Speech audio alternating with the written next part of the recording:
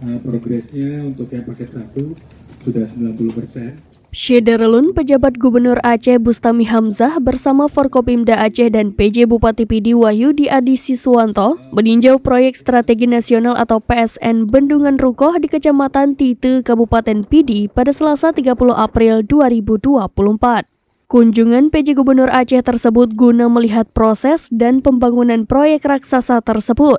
Saat PJ Gubernur Aceh serta rombongan tiba di atas puncak Bendungan Rukoh, mendadak hujan turun sangat lebat yang disertai angin dan petir yang sesekali menggelegar.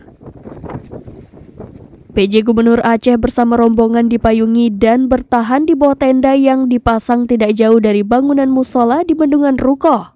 Lalu PJ Gubernur Aceh bersama rombongan mendengar penjelasan Kepala PPK Bendungan Rukoh Faryadi terhadap perkembangan pekerjaan proyek Bendungan Rukoh. Setelah itu PJ Gubernur Aceh Bustami Hamzah dan rombongan meninggalkan proyek Bendungan Rukoh meski masih diguyur hujan.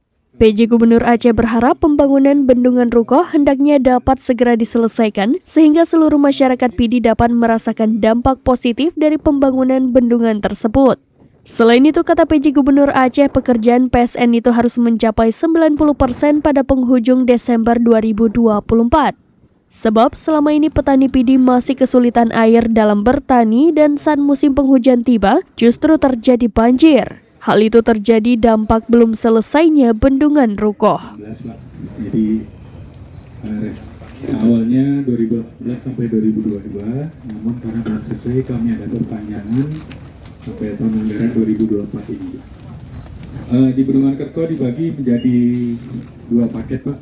Dapat kami sampaikan progresnya untuk yang paket 1 sudah 90%, untuk paket 2 70%. Jadi total yang sudah terselesaikan paket 1 dan 2 70%.